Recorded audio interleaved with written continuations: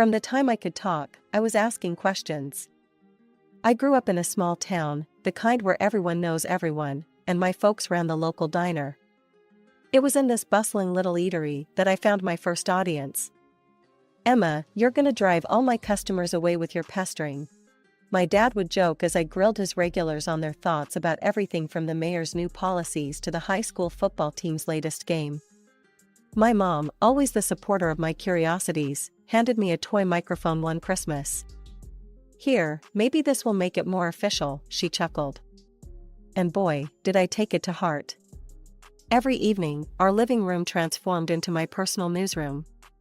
My dolls, lined up on the couch, became my first interviewees, each assigned a role, from the town doctor to the local librarian. But it wasn't long before I started roping in real people. "Grandma, do you think cookies should be allowed in the library?"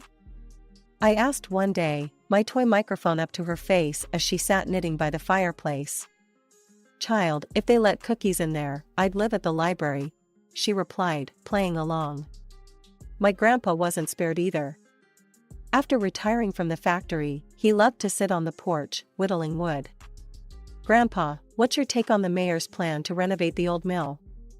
I'd quiz, standing with my notebook at the ready. "Damn fool if you ask me. Throwing good money after bad," he'd grumble, not looking up from his carving. These early interviews might have been child's play, but they sparked something in me, a love for storytelling and uncovering the truth. School didn't do much to quench this thirst. Instead, it gave me a platform. High school brought real opportunities, the school paper. Suddenly, I wasn't just a kid with a toy mic, I was Emma Hayes, junior reporter. I covered school board meetings, interviewed new teachers, and reported on every bake sale and book drive. By the time I graduated, I had a clear plan. I was going to go to college, study journalism, and become a professional reporter. Nothing could sway me. My heart was set, and my path was clear. As I packed up my stuff for college, my mom handed me a new, real microphone, a step up from the toy I had as a kid. "For your first real interview at college," she said, her eyes a mix of pride and sadness as her little girl was leaving the nest. "Thanks, Mom. I'll make you proud. I promise." And as I drove off to college, I knew I was stepping into a future I'd dreamed of since I was a girl with a fake microphone and a head full of questions. College was a blur of late nights, strong coffee, and endless stories. I dove into journalism headfirst, hungry for every bit of experience I could get. By the time I graduated, I wasn't just ready to take on the world of news, I was itching for it. Landing my first job at a local newspaper was like stepping into a dream. The office was chaotic, papers everywhere, phones ringing nonstop, and there I was, smack in the middle of it, eager as ever. "Hey, Emma, you're covering the city council meeting tonight. Don't screw this up, newbie," my editor barked on my first day. He was a grizzled old journalist named Frank, who'd seen it all and wasn't easy to impress. "Got it, Frank. I won't let you down," I replied, clutching my notepad like a lifeline. That night, I scribbled notes furiously, determined to capture every word. The next morning, Frank tossed a copy of the newspaper on my desk. My article was front and center. "Not bad for a start, kid. Keep this up, and you might just make a name for yourself." I grinned, feeling a swell of pride. I was on my way. From city politics to local festivals, I covered it all. But it wasn't just about attending events and writing reports, it was about digging deeper, finding the story beneath the story. One chilly afternoon, while covering a local business conference, I bumped into a man in a sharp suit who looked lost. "Excuse me, ma'am, can you point me to the panel on economic development?" he asked, looking around confused. "Follow me, I'm headed that way myself." "So, what's your interest in economic development?" I asked, sensing another story. "I own a tech startup. We're trying to figure out if this town's ripe for our next expansion," he explained as we walked. That conversation turned into a front-page feature on how small towns were attracting tech entrepreneurs. The story caught fire, and suddenly, I wasn't just a reporter, I was Emma Hayes, the voice of our evolving small town. With each story, my reputation grew. I moved from the local paper to a regional magazine, where the stakes were higher, and the stories more impactful. Emma, I need you on the entertainment beat this month. There's a film festival coming up, and I want behind-the-scenes scoops, not just fluff. My new editor, Sheila, instructed. No fluff, got it. I'll dig up something good, I assured her, eager to prove myself in the new arena. At the festival, I caught wind of a dispute between a well-known director and a young actor. Instead of just covering the event's glitz and glam, I found myself mediating and interviewing both parties. Why should I talk to you? You're just gonna twist my words, the director snapped when I approached him. Look, I'm here to give you a fair shot to tell your side. I'm not in the business of twisting anything, I shot back, not backing down. He eyed me warily, then sighed. Fine, let's have it then. But I'm watching you, reporter. The article was a hit. It painted a complex picture of the challenges in the film industry, far from the usual red carpet coverage. Readers loved the insight, and my phone was buzzing with compliments and more tips for stories.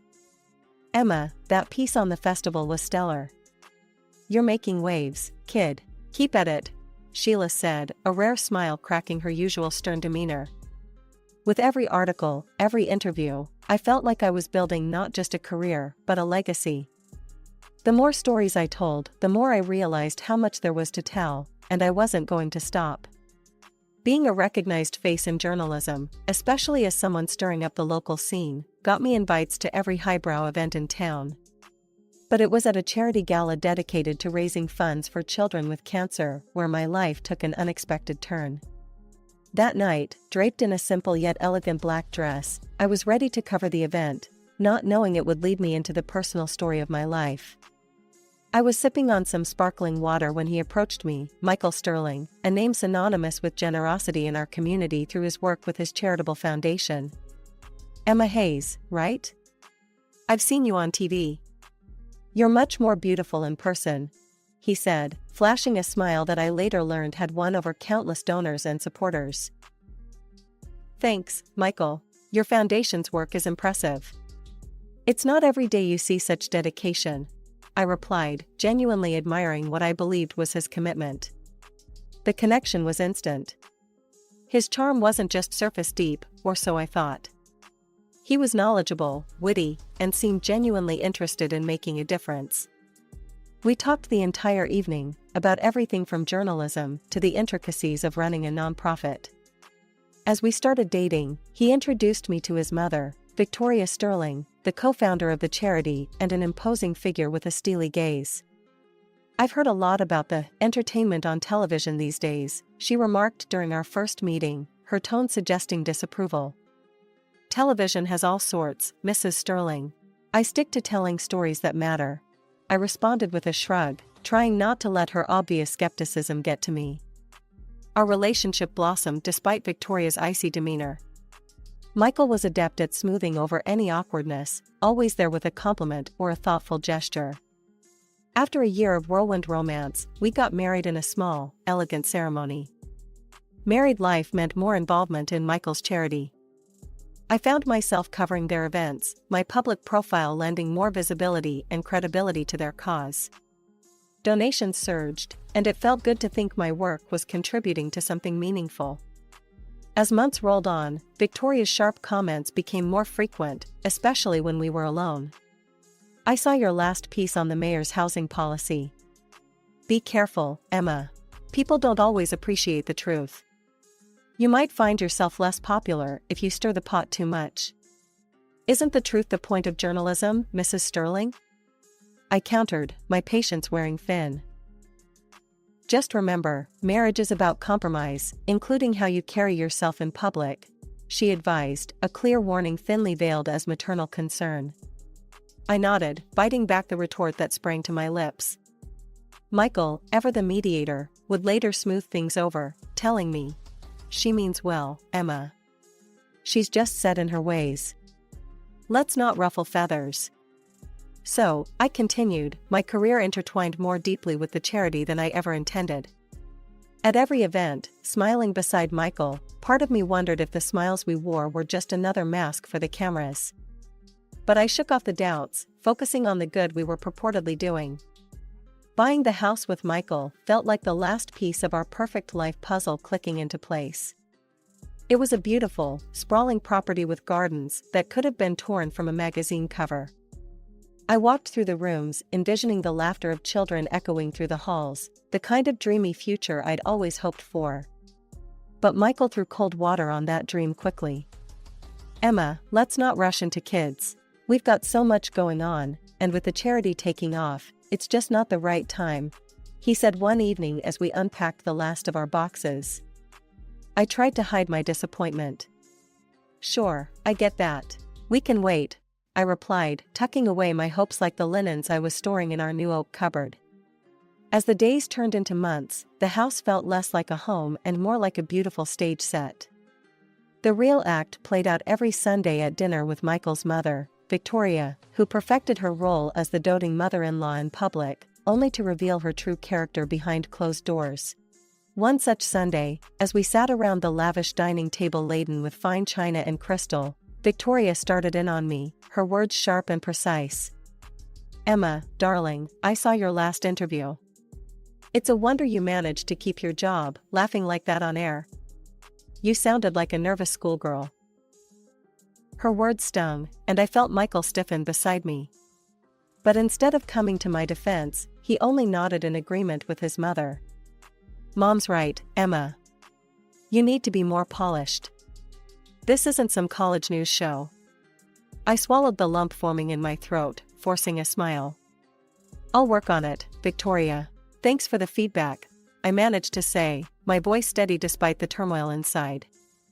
As these dinners became a recurring play of subtle jabs and overt criticisms, I began to dread them. Every critique from Victoria was a needle to my confidence, and Michael's complacency only twisted it deeper.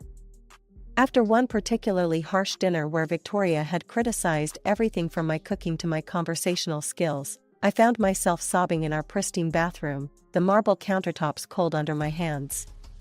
The next morning, my eyes puffy from tears, I faced Michael in the kitchen. "Does it really not bother you, what your mother says?" I asked, hoping for some sign of support.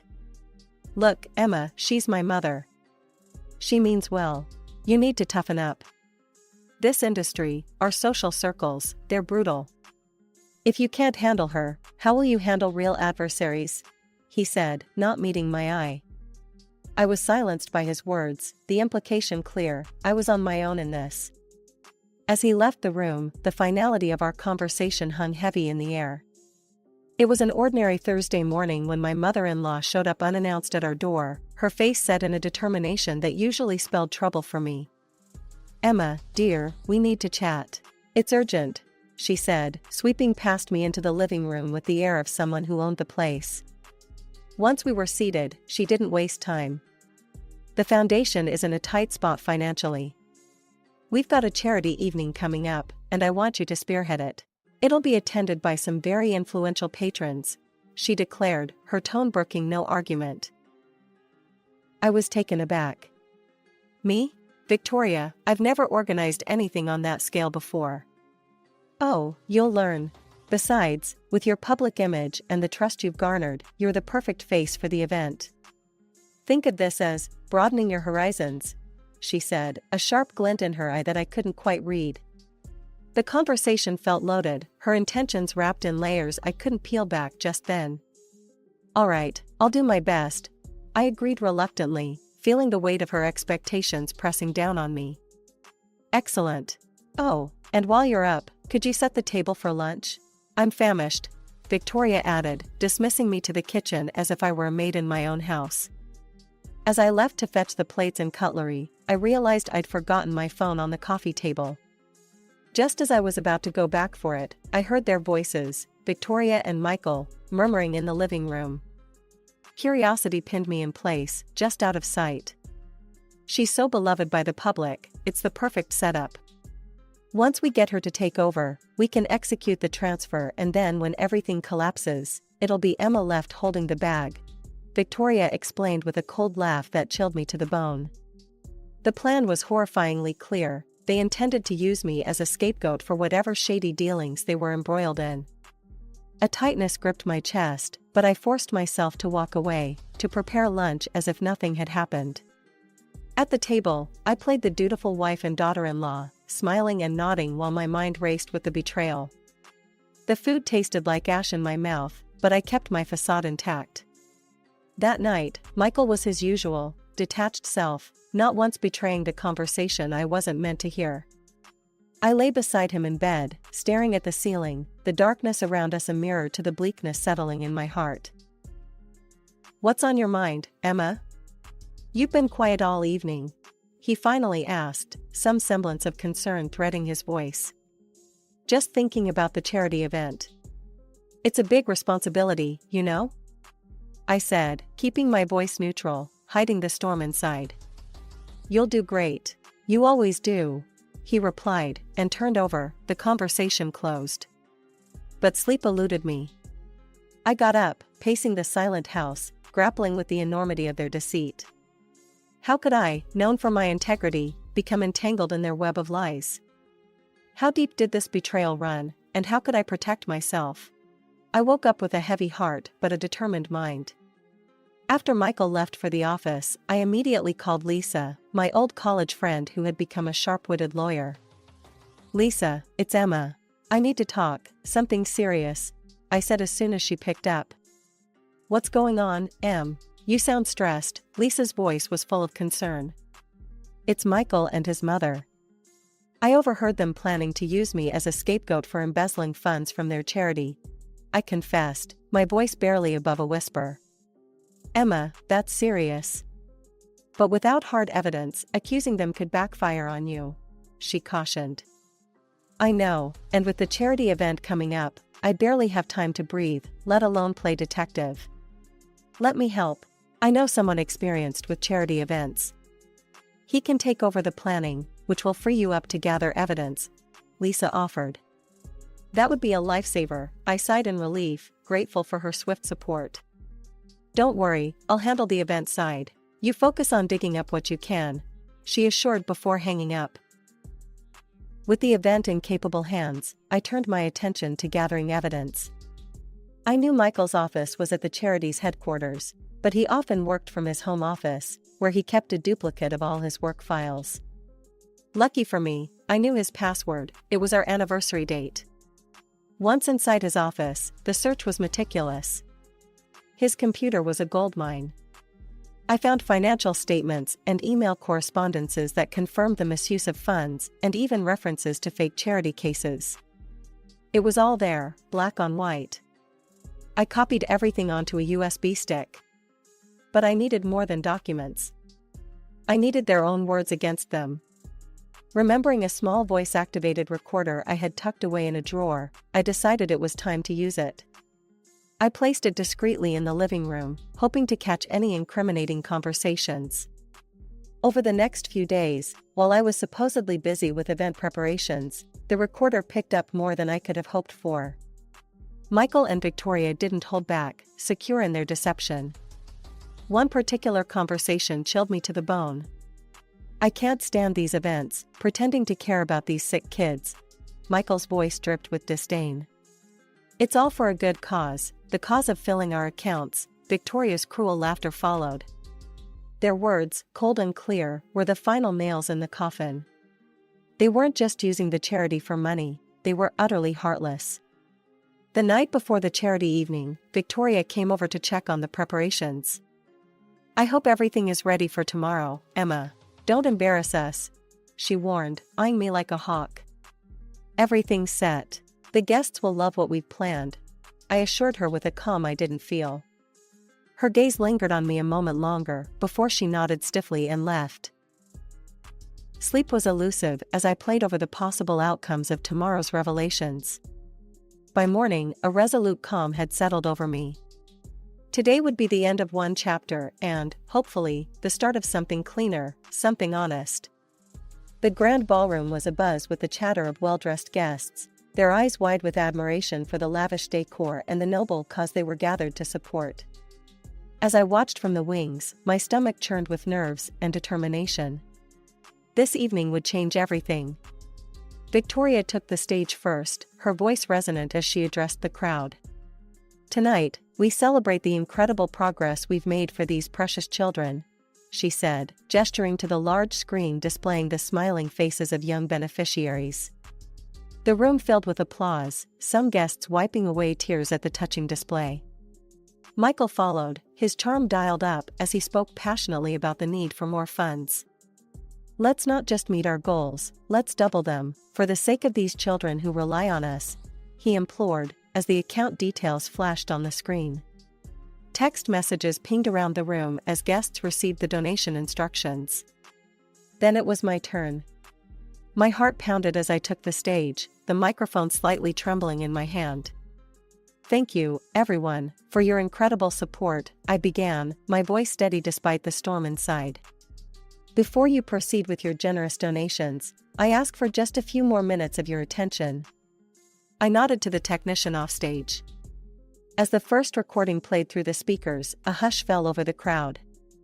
Michael's voice filled the room, cold and calculating, as he discussed using me as a scapegoat for stealing from the charity. A murmur of disbelief spread through the hall, growing louder as more recordings revealed the true nature of their so-called charity work. Victoria's laughter after discussing how they exploited the sick children sent a shiver through the audience. Then, with a click, the damning financial reports appeared on the screen, detailing years of embezzlement and deception. The room erupted. Angry voices clashed with cries of betrayal. "How could they?" someone shouted from the back. Michael, his face pale as paper, tried to slink away, but the police, already waiting in the wings on my cue, moved swiftly to detain him. Victoria, meanwhile, stood frozen, her eyes locked on mine, burning with fury. "This is why I hated you from the start," she hissed at me across the noise, her veneer of sophistication shattered. The guests were now demanding refunds, their previous admiration turning to scorn as they confronted my in-laws. The live broadcast on my social page was lighting up with comments, the viewership numbers skyrocketing as word of the scandal spread. My divorce from Michael was as clinical as it was quick, thanks to Lisa's relentless advocacy on my behalf.